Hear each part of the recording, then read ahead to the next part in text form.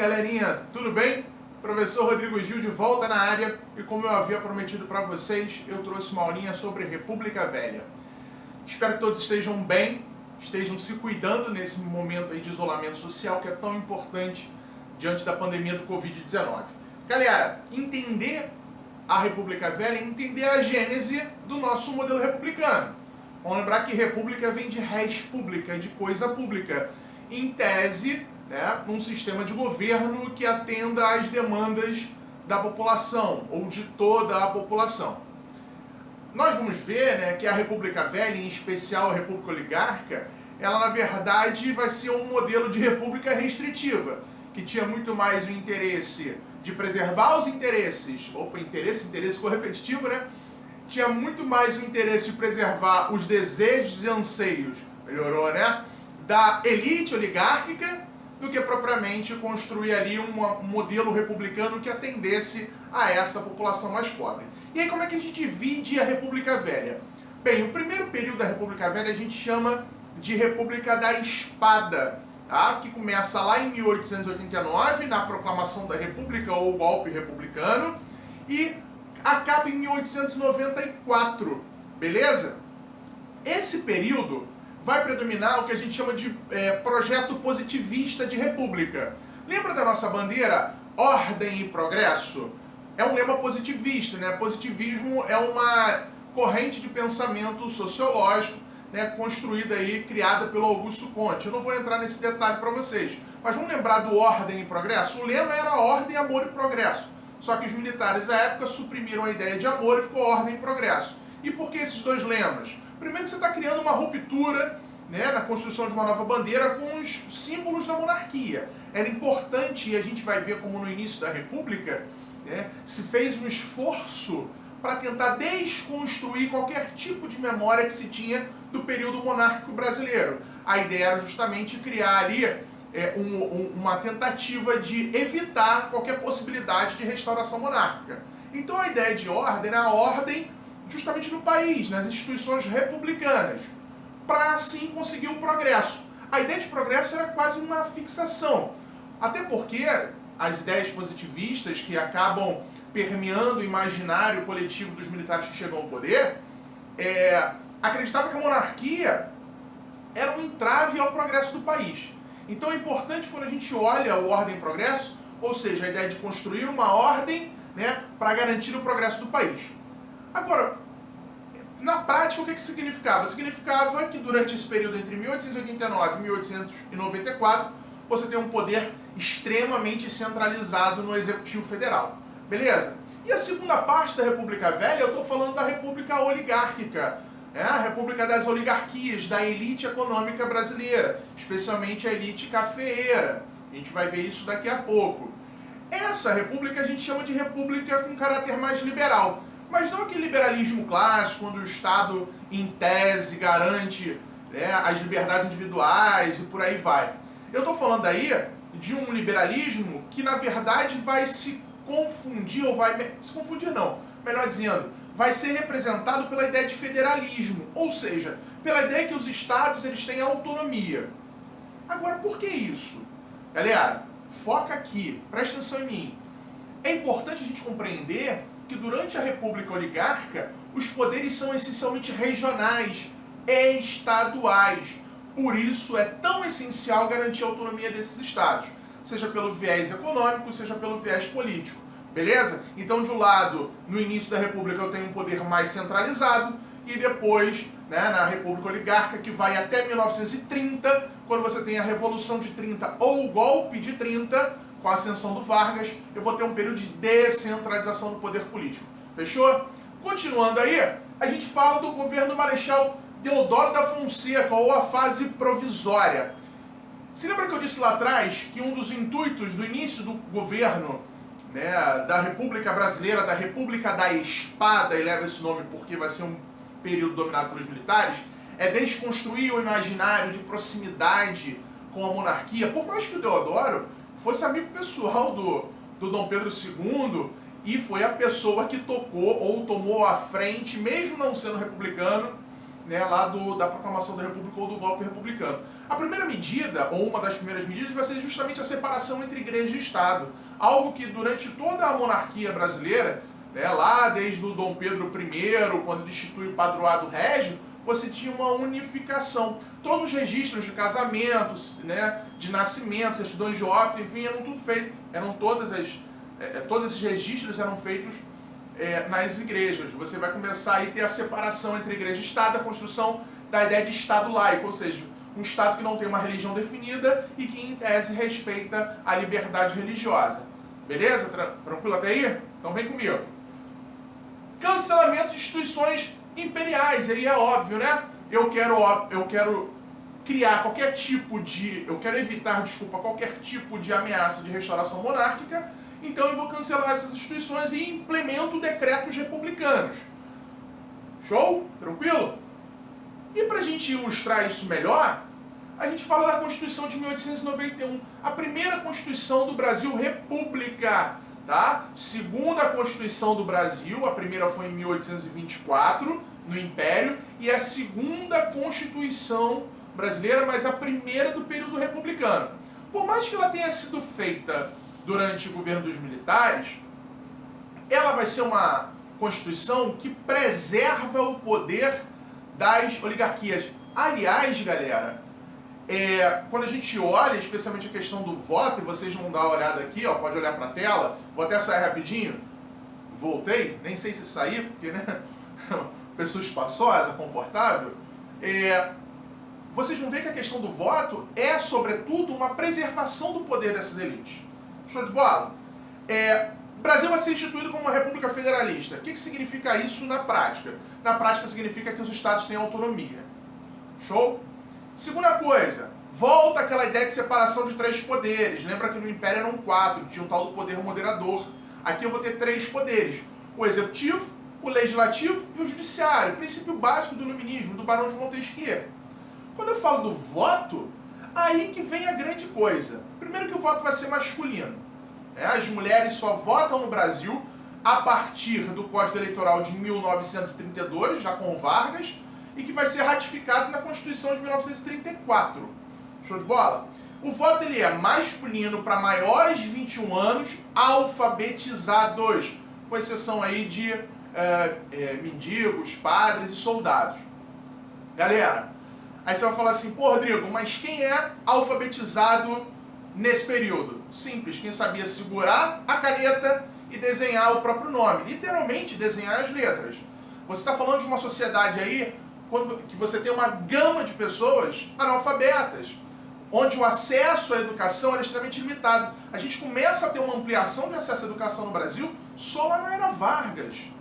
Beleza? Então você tem aí, na verdade, a construção de um voto que era para preservar os interesses das oligarquias. E a gente vê isso justamente porque, além dele ser masculino para maiores de 21 anos, alfabetizados, como nós já falamos, é um voto aberto, direto e aberto. O que significa isso? Não existia voto secreto. A ideia toda era que você construísse ali o tal do voto de cabresto, né? A gente vai falar disso daqui a pouco, ou seja, o voto controlado.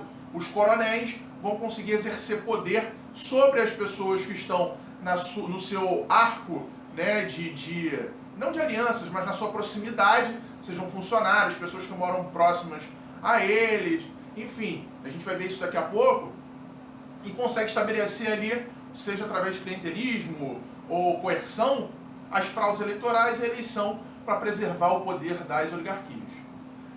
A Constituinte vai eleger indiretamente o primeiro presidente, que vai ser o Deodoro da Fonseca, que logo depois vai renunciar, muito doente, e vai dar espaço para o Marechal Floriano Peixoto. Dentro ainda do governo Deodoro da Fonseca, você tem um encilhamento, que é uma política econômica, uma tentativa do Brasil, nesse período, criar algum tipo de industrialização. Mas espera lá, não confunda com aquela industrialização que nós já vimos, lá da Revolução Industrial, do século XVIII e até do século XIX. Beleza? Eu estou falando de uma industrialização ali muito mais para a questão dos bens de consumo. Show de bola? Galera, E no que consistia essa política econômica? De que forma o governo iria estimular? Ah, vou emitir papel moeda, vou emitir dinheiro e vou oferecer empréstimos a juros muito baixos, quase juros zero. Só que isso tem um problema, né? Além de você desvalorizar a moeda, porque você está imprimindo dinheiro sem ter lastro, sem ter garantido o valor desse dinheiro, você está gerando inflação, vai gerar falência e vai gerar muitas empresas fantasmas, ou seja, muita gente pegava dinheiro emprestado, né, criava uma empresa fantasma para se apropriar dessa grana. Enfim, tem uma problemática danada, ao invés de melhorar a situação econômica, piora a situação econômica do Brasil, especialmente em relação aos investimentos em indústrias, que nós vamos ver lá na frente, que ocorre basicamente durante a Primeira Guerra Mundial. Show de bola? Vem comigo, não desfoca não, larga esse celular se você não estiver vendo no celular e tá surge notificação, foca em mim, admira a beleza redonda, vem junto. O Deodoro da Fonseca ele vai renunciar muito doente e vai dar espaço para o Marechal Floriano Peixoto, uma figura peculiar, chamado de Marechal de Ferro. E por que chamar de Marechal de Ferro? Não é porque ele era bonzinho e fazia carinho nas pessoas, é porque ele era uma pessoa ríspida e uma pessoa um tanto quanto adepta, vamos dizer assim, à coerção, à imposição das coisas através da força. Tem uma questão aí que é o questionamento à constitucionalidade do poder do Marechal Floriano Peixoto. E por que isso? Porque, de acordo com a Constituição, o Floriano Peixoto, quando assumisse, ele deveria convocar novas eleições. Só que, pera lá, né? Ele pensou, poxa, trabalhei tanto para chegar até aqui, vou agora largar o filé mignon? Vou nada, vou continuar no poder. Isso vai, inclusive, estimular uma revolta que é chamada Revolta da Armada, que nós já vamos ver já já. O Floriano, a despeito dessa característica dele de ser muito rígido e por certas vezes autoritário, ele tenta construir uma imagem de ser meio que um paizão da galera mais pobre. Claro que ele faz isso limitando a sua ação ao Rio de Janeiro. Vamos lembrar que o Rio vai ser capital da República. E assim acaba sendo até 1960 com a Constituição de Brasília. Show de bola? E aí como é que ele vai tentar ser o paizão? Ele vai congelar preços de aluguéis, ele vai construir moradias populares, ele vai congelar preços de gêneros alimentícios como a carne, que era caríssima, beleza? Então de um lado ele acaba reprimindo movimentos de forma muito violenta e por outro lado ele acaba adotando essa postura mais paternalista. Ele vai estipular aí uma reforma compulsória de generais, ou seja, a galera que já tinha uma certa idade vai tudo ser reformada, vai toda ser aposentada, e isso gera uma revolta generalizada. Para além disso, ele vai abrir espaço para civis no seu governo. Isso deixa os militares da época muito revoltados, até porque os militares da época entendiam que a ascensão das oligarquias acabaria desconstruindo aquele princípio da ordem e do progresso. Tá? Tanto é que lá na frente, o único militar que vai ser presidente durante a República Oligárquica, que vai ser o Marechal Hermes da Fonseca, se eu não me engano, entre 1910 e 1914, se eu estiver errado, vocês me corrijam nos comentários, por favor. Ele vai instituir a chamada política das salvações. Ele leva esse nome porque ele tentava salvar as instituições republicanas do domínio corrupto das oligarquias cafeeiras. Então vai ser o único militar no meio da República Oligárquica. Show de bola? Primeira revolta que eu disse para vocês é a chamada Revolta da Armada, que acontece no Rio de Janeiro, em 1893, com os almirantes Custódio de Melo e Saldanha da Gama, que se contrapõem ao Marechal de Ferro, o Marechal Floriano Peixoto, questionando a sua constitucionalidade, revoltados com as reformas compulsórias dos generais, exigindo novas eleições, enfim. Tomam navios, bombardeiam o Rio de Janeiro, só que, obviamente, o Marechal de Ferro, ou seja, ele vai reprimir de forma violenta essa revolta. A outra revolta era uma revolta regional, a Revolução Federalista, que vai envolver o Partido Republicano Rio-Grandense e o Partido Federalista Rio-Grandense. o Partido Republicano Rio-Grandense do Júlio de Castilhos, então governador do estado do Rio Grande do Sul, alinhado, junto, fechamento do Marechal Floriano Peixoto. E de outro lado, você tem aqui o Gaspar Silveira Martins, né, uma figura que representava os interesses das oligarquias. De um lado, alguém que é extremamente centralizador, e de outro, alguém que queria descentralizar o poder político. E aí o Floriano se mete. Por que ele se mete? Primeiro, porque é um aliado seu, e segundo, que ele tentava, de todas as formas, coagir as oligarquias e imprimir a sua centralização de poder. Essa revolta, inclusive, vai chegar a contar com participação de alguns militares que fizeram a revolta da Armada, e ela vai terminar lá em 1895 na cidade de Desterro, que depois vai ser rebatizada como Florianópolis, ou seja, a cidade de Floriano, em homenagem ao Floriano Peixoto. Ok, até aí? Tranquilo, galera? Vem comigo, não desanima não. E nós chegamos à República Oligarca. E aí, quando eu falo em República Oligarca, eu estou obrigatoriamente falando da República das Oligarquias, do governo de poucos. E que poucos são esses? Eu estou falando justamente das elites cafeeiras. E aí, para tentar se estabelecer no poder e preservar o seu poder, eles vão criar arranjos políticos. O primeiro desses arranjos políticos a gente chama de política do café com leite. Que eu faço uma provocação, a gente pode chamar de política do café com café também.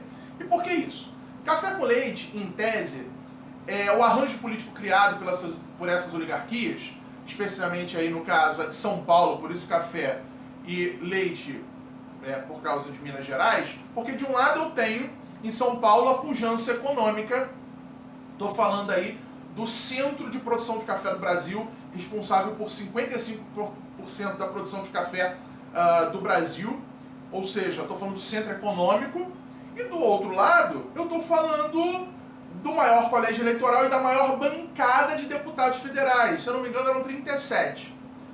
Agora, por que café do café, Rodrigo? Porque Minas Gerais também era um grande produtor de café. Junto com o Rio de Janeiro, correspondia a cerca de 20% da produção de café do Brasil. Então a gente brinca que ela foi café com leite, mas a gente pode também chamá-la de café com café. É óbvio que você, na sua prova, e especialmente a galera que faz prova para concursos, a prova vestibular, Enem, enfim, sempre cai esse conceitinho de política do café com leite. Tá ok? Rodrigo, sempre foi um arranjo político estável? Não. Existia muita disputa interna. Até porque são elites oligárquicas. Por mais que estivessem em consonância de interesses, tinham os seus desejos próprios, os seus anseios próprios. Então tentavam impor esses seus anseios de uma forma ou de outra. O segundo arranjo político, ele vem junto, o segundo presidente civil, que é o Campos Salles, vai inclusive chamar não de política dos governadores, mas de política dos estados. Vamos lembrar, quando eu falo de oligarquias, eu falo de poderes que são essencialmente estaduais, locais, beleza? Então, de preservação dos interesses dessas elites. O que seria essa política dos governadores? Olha, esses governadores, junto com os candidatos a deputado, ao Senado, vamos lembrar que o legislativo, é um legislativo bicameral, você tem a Câmara dos Deputados e você tem o Senado.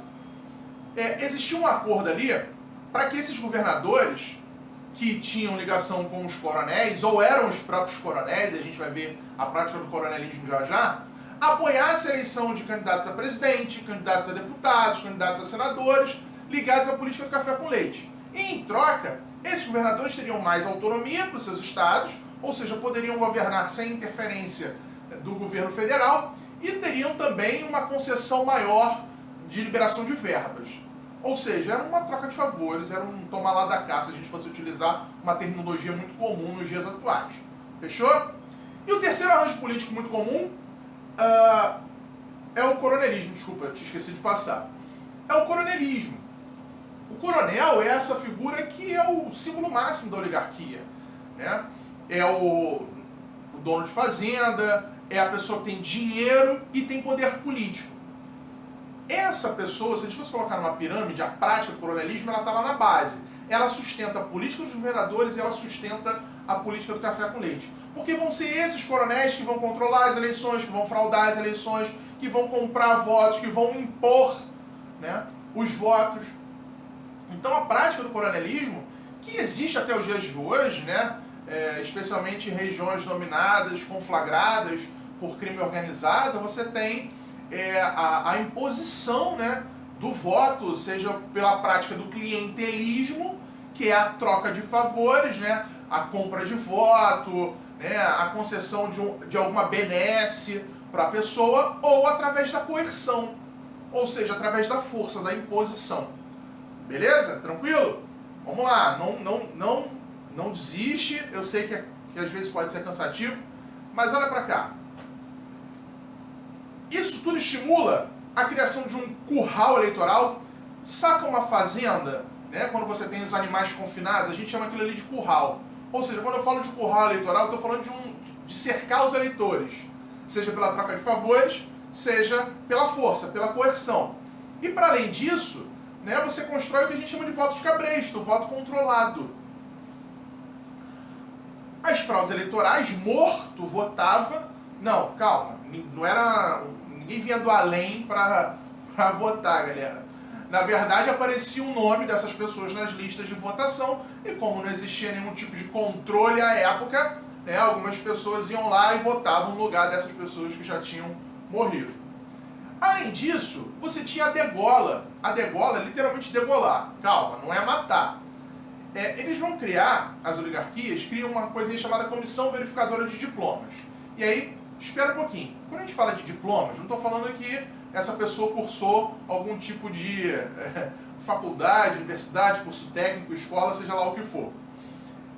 Até hoje, do presidente da República a vereadores e vereadoras, qualquer político, quando é eleito, ele é diplomado. Então, quando eu falo em comissão verificadora de diplomas, eu estou falando de uma comissão que verificava a diplomação desses políticos eleitos.